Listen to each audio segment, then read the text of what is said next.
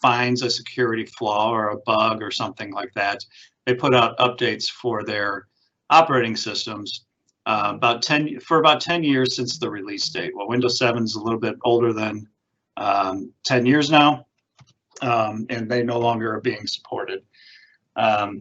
So you want to make sure if you have Windows 7, you want to get that updated to Windows 10 if possible.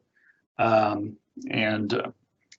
Macs, Macintosh doesn't have the same end of life type support thing, but their rule of thumb is one of the latest 3 versions. So the latest 3 versions are listed there. If you would, Chad.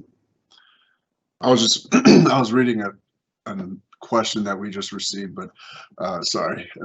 Office Network security best practices that you should have at your home: the antivirus, the web filtering, as well as automatic patching and updating.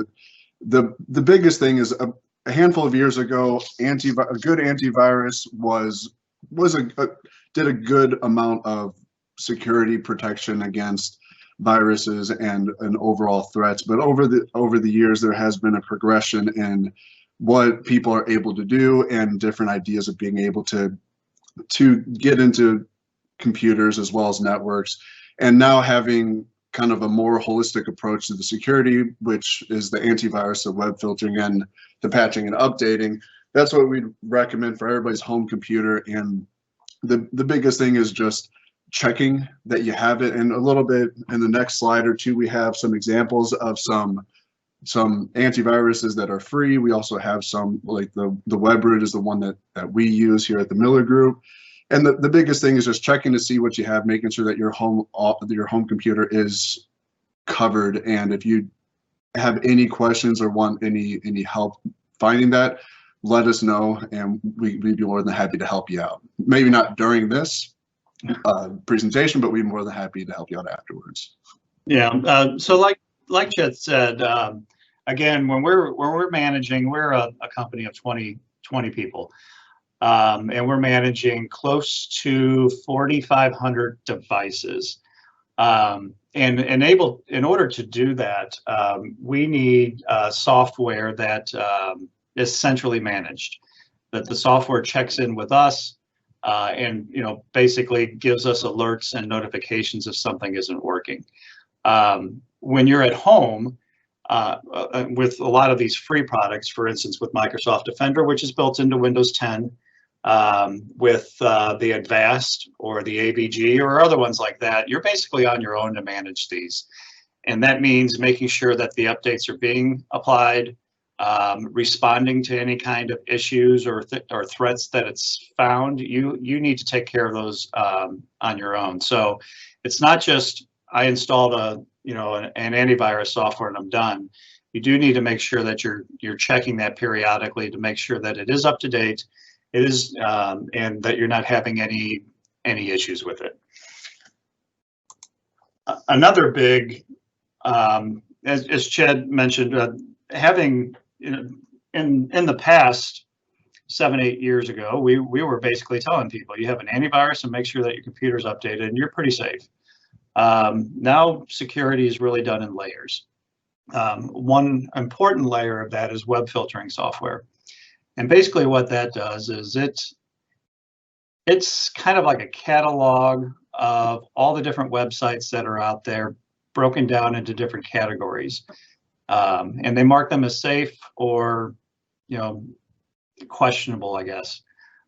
So if you type in www.themillergroup.com, the software goes out there and looks, hey, this site's been vetted, it's a safe site, you can go to it. What we use it here for, like our clients, and we have some clients that don't want their employees to be going to dating sites or shopping sites during the day or social media sites during the day. So those categories, if someone was to type in Facebook, for example, it would look that up and say, okay, that's a safe site. However, your administration has chose to go ahead and block that. And that's what web filtering software can do. It's great for home networks, for your home computer or your kids' computers. This Norton Online Family, that's a free one you can get.